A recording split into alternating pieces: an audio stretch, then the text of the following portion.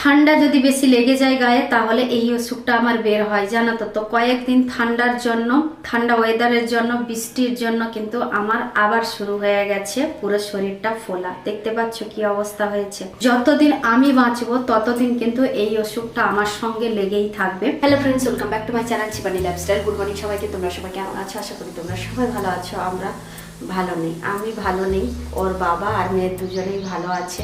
তো এখন কটা বেজে গেছে জানো তো? এখন সকাল 8টা বাজতে যায়। তো আমি ঘুম থেকে উঠেছি জাস্ট কিছুক্ষণ আগে, আর তারপরে ওর বাবা উঠেছে।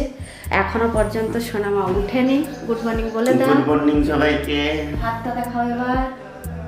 কি হাত থেকে? হ্যাঁ, হাত রাত্রেবেলা কিরকম শুয়েছিল, তার হাত দেখো কিরকম অবস্থাটা হয়েছে। সুতোর জন্য রক্ত চলাচল করতে পারেনি, দিয়ে একটা জায়গায় গোল করে ফুলে গেছে, জানো তো। কোথায় চলে যাচ্ছে তুমি? মেয়েকে ডাকো, 8টা বাজতে যায়। দেখেছো, সে আমাকেই বলছে। আর যেখানে যাচ্ছে সেখানে কিন্তু কাজগুলো কিচ্ছু করতে পারবে না, কারণ ট্যাঙ্কিতে জল নেই, মোটর অন করতে হবে নিচে, আর ও আমাকে ছেড়ে চলে যাচ্ছে। তো আজকে রোদটা উঠেছে, খুব সুন্দরভাবে রোদটা দিয়েছে। যাই হোক, বেঁচে যাবে যাই হোক রোদের জন্য। তো কেন বলছি সেটা তোমাদেরকে ধীরে ধীরে করেই জানাবো। আমার শরীরটা অসুস্থ কেন সেটাও তোমাদেরকে ধীরে ধীরে করে জানাবো, কিন্তু এখন জানানোর মতো সময় নেই। কারণ হচ্ছে উঠেছি আমি দেরি করে, তার উপরে কাজ বাজ সকালবেলা কি পরিমাণে থাকে সেটা সকলেই তোমরা জানো, ঠিক আছে? তো সেই জন্য এখনই আমার নিজের কষ্টের কথা যে তোমাদেরকে যে শেয়ার করবো না সেটা আর হয় না, মানে হবেও না, জানো তো। তো চলো, 8টা বেজে গেছে যখন মেয়েকেও ঘুম থেকে তুলবো। মেয়ে এখনো পর্যন্ত ঘুম থেকে উঠেনি। এই দেখো, ওর বাবা ডেকে ডেকে ডেকে ডেকে চলে গেল ফ্রেশ হতে, কিন্তু মেয়ে এখনো পর্যন্ত উঠছে না। আর দেখো, 8টা বলেছিলাম, 8:10 হয়ে গেছে, দেখেছো? 8:10 হয়ে গেছে, মেয়ে এখনো পর্যন্ত উঠছে না। কি করব আমি নিজেই জানি না। মেয়েটাকে বিছানা থেকে তুলবো, বিছানা ফোল্ড করবো, ঝাড়ু লাগাবো।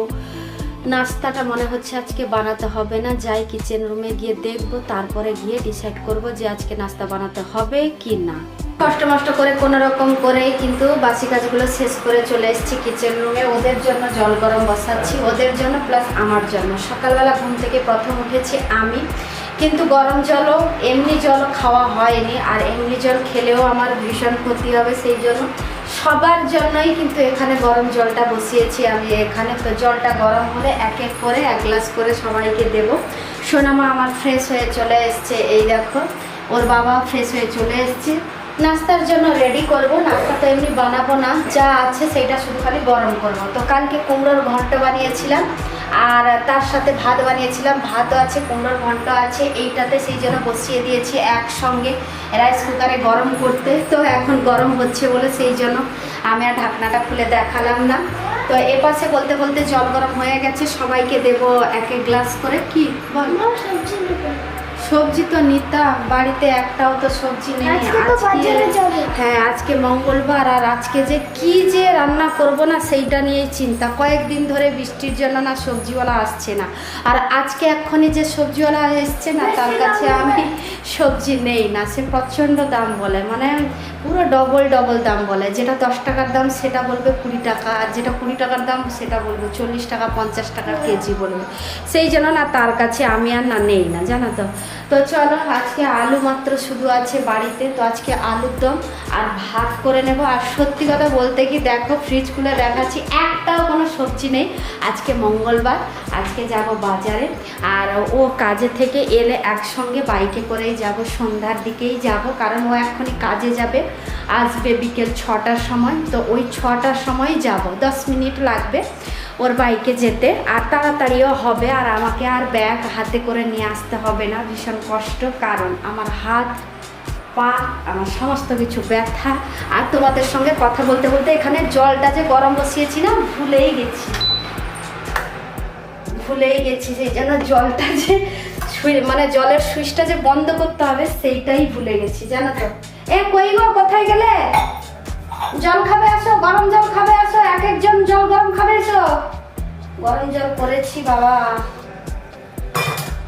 প্রথমে ওর বাবাকে দেবো, ওর বাবাই এসেছিল প্রথমে জল খেতে, আমি দিয়ে বললাম দাঁড়াও একটু, আমি জল গরম বসাচ্ছি, দিলে জল গরম দেবো। তো ওর জন্যই জল গরমটা প্রথমে নিয়ে যাচ্ছি। আমার সোনামা মনে হয় ড্রেস চেঞ্জ করতে গেছে। আর ও কি করছে? না জল না, গরম আছে, দেখো দেখে খাবে, ঠিক আছে? সোনামা এখনো পর্যন্ত রেডি হয়নি, রেডি হতে গেছে। ওর বাবা আগে চলে যায় তো কাজে, সেই জন্য ওর বাবাকে আগে খেতে দিয়ে দিয়েছি। সমস্ত কিছু গরম করে নিয়ে চলে এসেছি। এই দেখো কুমড়ো ঘন্ট আর ভাত, আর তার সাথে দিয়েছি পেঁয়াজ, ঠিক আছে? তো এবার তুমি খেয়ে নাও সোনামাকে, নালে আজকে আমি খাইয়ে দেবো, ঠিক আছে? নালে তোমার দেরি হয়ে যাবে, সোনামাকে খাইয়ে উঠতে তোমারই দেরি হয়ে যাবে। তার বরং 20 মিনিট থাকে আরও, ঠিক আছে? আরও ডাকছে, দেখো রোজ রোজ ও খাইয়ে দিয়ে যায় তো, সেই জন্য আজকে খেতে বসা থেকেই ওকে ডাকছে, মেয়েকে ডাকছে, আসো তাড়াতাড়ি খাইয়ে দেবো। কত ভালোবাসো তুমি তোমার মেয়েকে। আর আমাকে আমাকে আমাকে পেঁয়াজ ভালোবাসো নি? না গো, আমি একটা কমেডি করলাম, কিন্তু খুব ভালোবাসে, আমাদের দুজনকেই কিন্তু খুব ভালোবাসে, সেটা আমিও জানি আর তোমরাও জানো, ঠিক আছে? তো চলো ঝটপট করে তুমিও খেয়ে নাও, তারপরে মেয়েকে এলে আমি খাইয়ে দেবো, ঠিক আছে? ডান। ওদেরকে খেতে দেওয়ার পরে ভাবলাম আমি নিজের সময়টা নষ্ট কেন করব, ঝটপট করে কিচেন রুমে আবার এসে আলুটা কেটে নিয়েছি। বলেছিলাম না তোমাদেরকে সবজির ভিতরে শুধু আলুটাই ছিল, আজকে আলুর দম বানাবো, আলুর দম আর ভাত বানাবো, সেই জন্য একটু বেশি করেই আলুটা কেটেছি, কারণ সন্ধেবেলা ওরা দুজন আবার বাড়িতে এলে আলুর দম আর মুড়ি দেবো খেতে। আর কাঁচা ছোলা ভিজিয়ে রেখেছি, খুবই ভালোবাসে ওরা। ওরা কেন, আমি কেন, আমাদের ফুল ফ্যামিলি কিন্তু ভালোবাসি আলুর দম দিয়ে মুড়ি। কারা কারা ভালোবাসো অবশ্যই কমেন্ট করে জানাবে। আমরা তো ভালোবাসি বললাম। তো চলো আলুটা সেদ্ধ বসিয়ে দেই। সেদ্ধতে লবণ দিয়েছি। ফাইনালিও নাস্তা করে রেডি হয়ে পড়েছে। এই নাও তোমার বাইকের চাবি, বাইটা বলে দিয়ে যাও, বাইটা বলে দিয়ে যাও।